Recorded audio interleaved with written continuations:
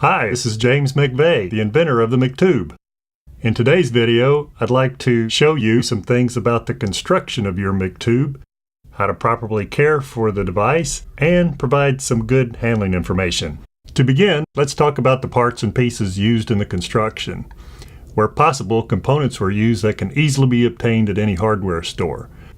As for example, all the stainless steel nuts and bolts used in the attachment of the doors, hinges, and body. If for whatever reason they need replacing, a short trip to the hardware store is all that is needed, as opposed to an online replacement order. The hinges themselves are not an off-the-wall shelf item, and those can be purchased from us if needed. Look at the first side of the McToob. It contains the handle, and just above the handle you will see the door locking assembly. The stop is simply a rectangle piece of PVC with a hole drilled in it for the lock. The lock is simply a gear tie that is readily available at just about any hardware store. The next side of the McToob contains a McToob sticker. This sticker displays much of the same product information that I'm describing now, along with handling and safety information. A handy feature on the sticker is a measuring scale, so you can measure and brag about your big catch and keeping your buddies honest. The next side is almost completely blank. Its only feature is what I call a utility hole. Use your imagination here. I use it to attach a clip and a line to lower over the side of the boat when I prepare to dive to check for any current. It can also be used to hang your McToob on a wall or a nail to get it up and out of the way during storage. Then the last side is completely blank. I use this side to write on underwater.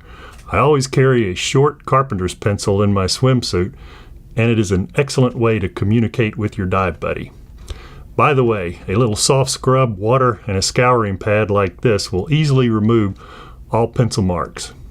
Finally, the bottom is a completely sealed piece of PVC that is glued and welded in place. Okay, now let's talk about setting up to go hunting. Not necessarily every day, however, periodically examine the nuts and bolts to make sure they are tight and intact and ready to go. Give the device a quick visual to look for any damage or anything out of the ordinary.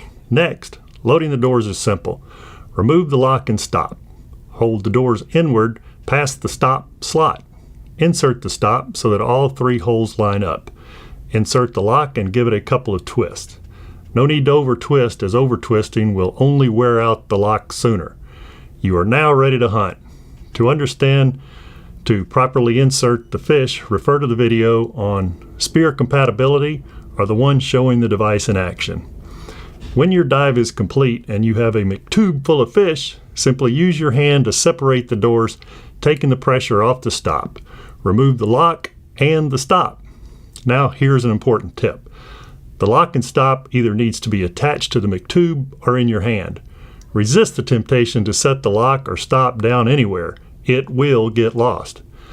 I suggest before opening the doors completely, simply secure the stop back to the McToob with the lock as you see here. This will ensure that you don't lose a critical part that might prevent a subsequent dive.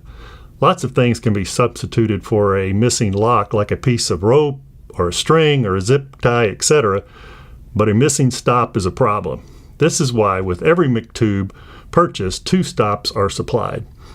Take the spare one and store it somewhere in your dive gear. Once the stop and lock are secured and the doors are extended out, the fish can then be dumped in another container for handling and cleaning. Once the day is over, simply use a water hose to rinse inside and out really well. The most important part when it comes to properly storing your McToob is to make sure the doors are open to the point where they are parallel with the sides of the body to prevent memory retention in the hinges. I found the best way to do this is simply drape over a scuba tank. However, anything to prop the doors open in this configuration will certainly do the trick. That concludes this informational video. Happy hunting, and above all, be safe.